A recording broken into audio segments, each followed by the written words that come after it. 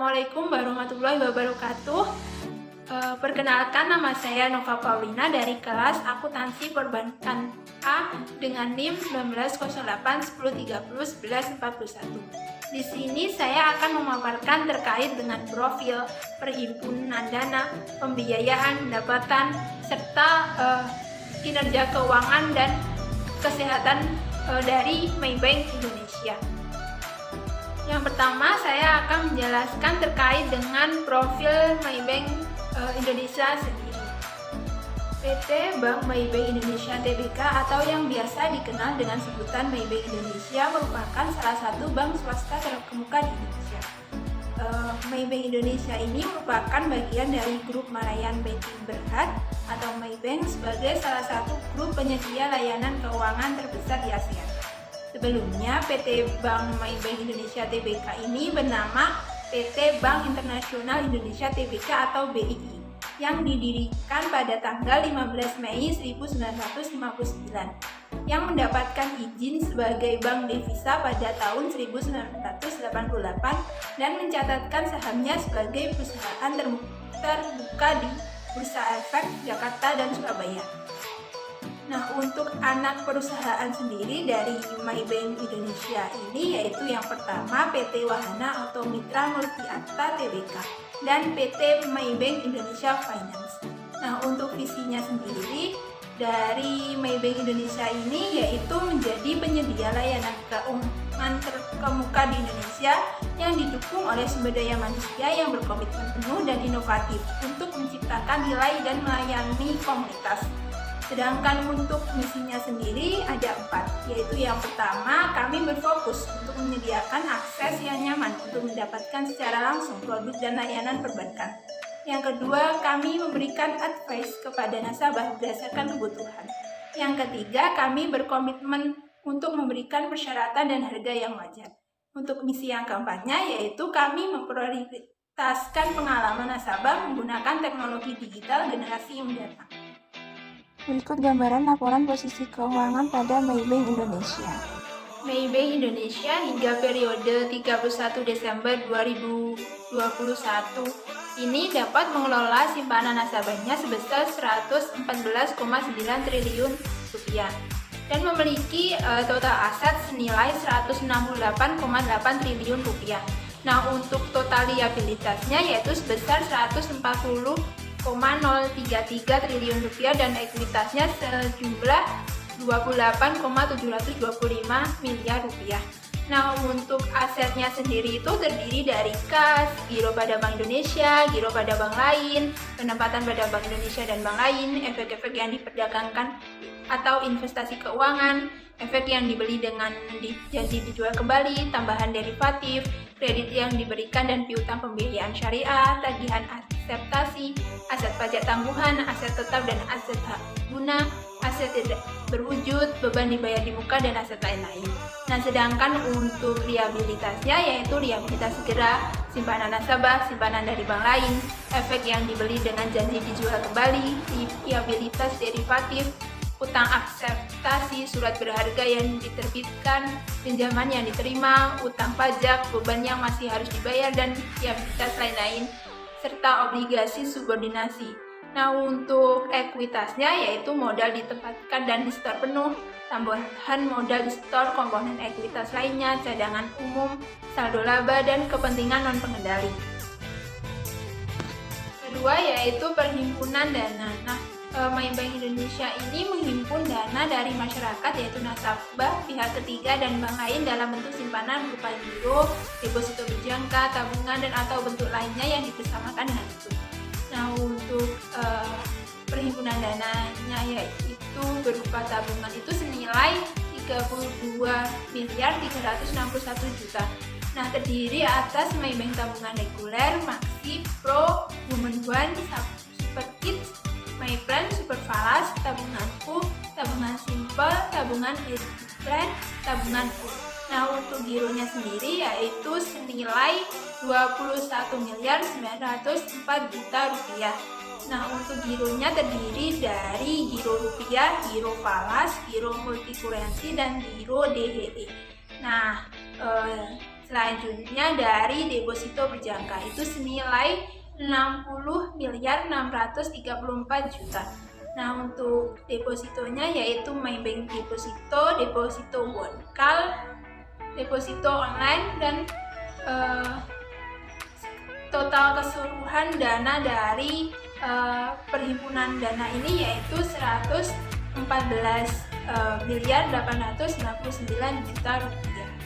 Selain untuk menghimpun dana, Maybank Indonesia ini juga menyediakan layanan-layanan jasa bagi nasabahnya, yaitu yang pertama M2U ID App, M2U ID Web, Maybank ATM, Maybank Phone Banking, Maybank Direct Debit, Maybank Virtual Account, dan Western Union. Yaitu pembiayaan pada Maybank Indonesia ini.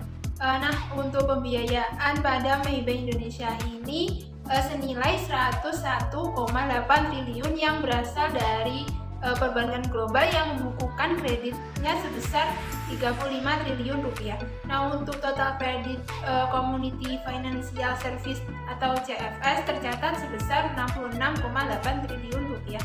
Nah, untuk Maybank Finance sendiri membiayai hampir sekitar 30.000 mobil dengan total pembiayaan pada tahun 2021 itu mencapai 6,8 triliun rupiah.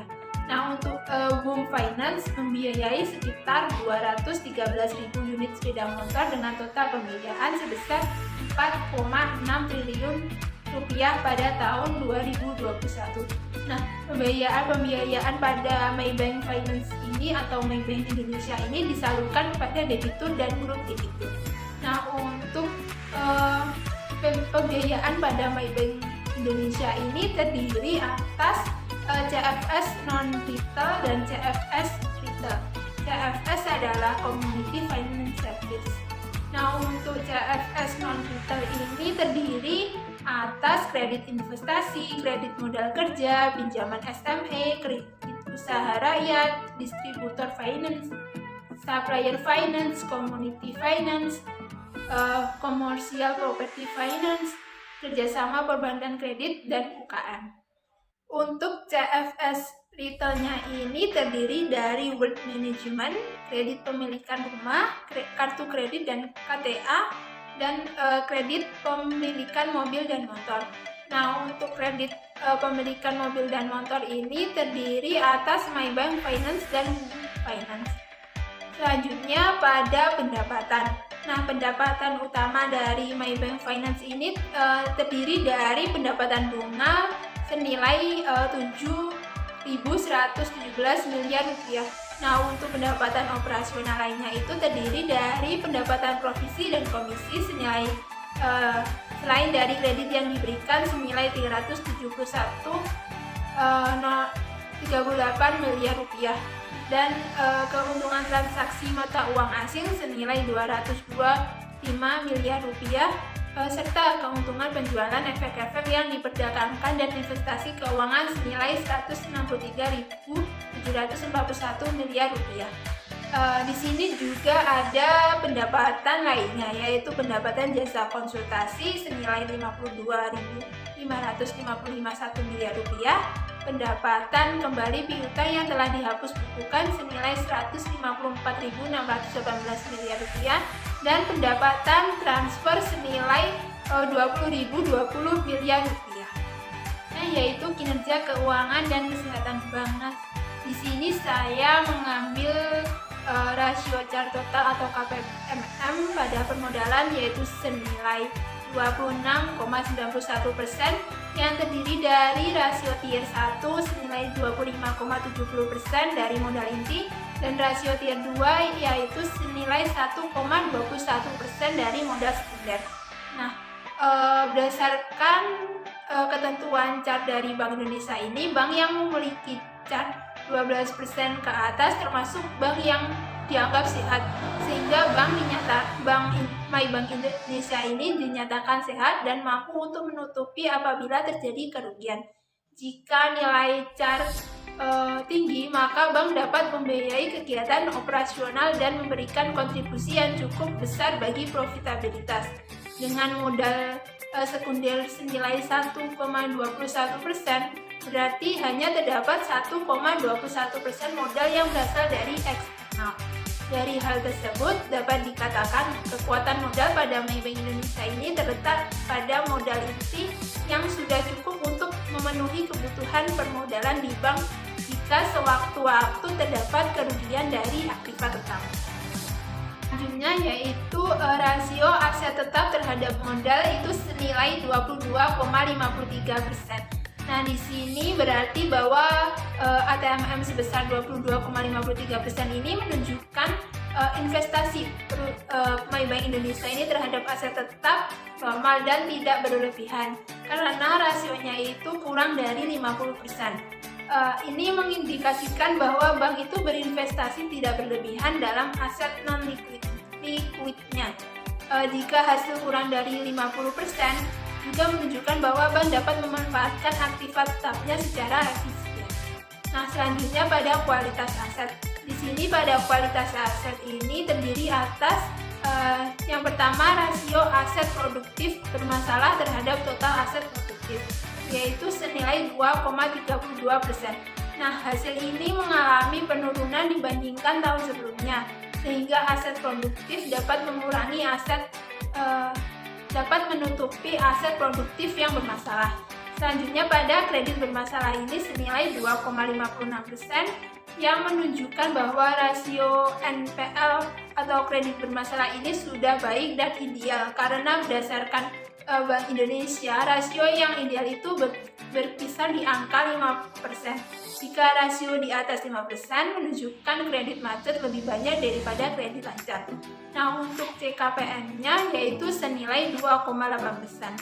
Hasil ini juga menunjukkan bahwa rasio CKPN itu mengalami peningkatan dalam 5 tahun terakhir, sehingga dapat dikatakan bahwa aset mampu untuk menutupi apabila terjadi kerugian. Pada rasio rentabilitas. Nah, rasio rentabilitas ini ada tingkat pengembalian aset atau ROA yang senilai 1,32%.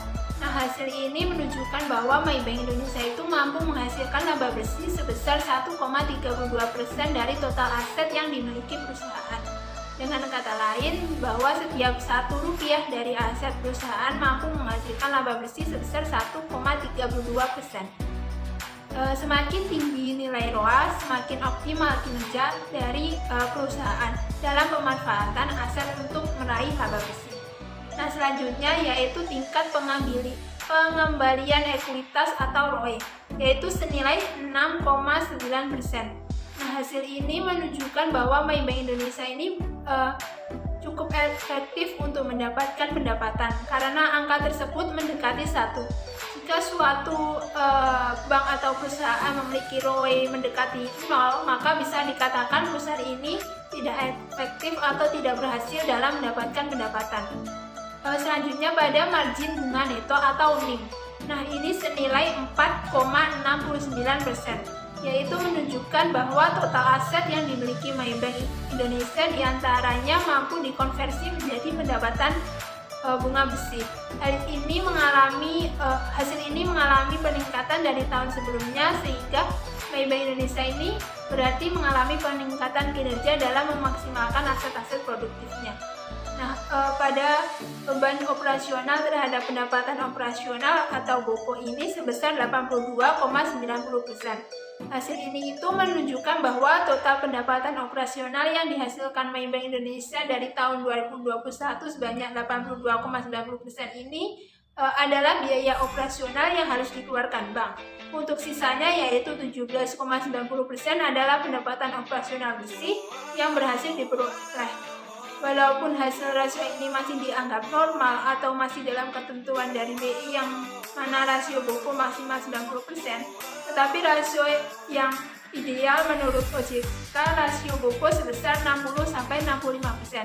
Jadi sebaiknya Maybank Indonesia ini telah lebih meningkatkan efisiensi pada belanja operasional.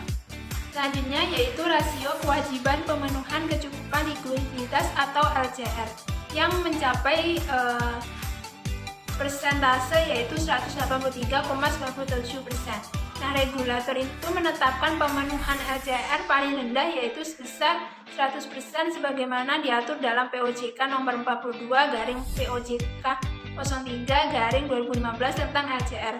Nah, untuk rasio NSFR sendiri, Maybank Indonesia mencapai 108,82% pada tahun 2021.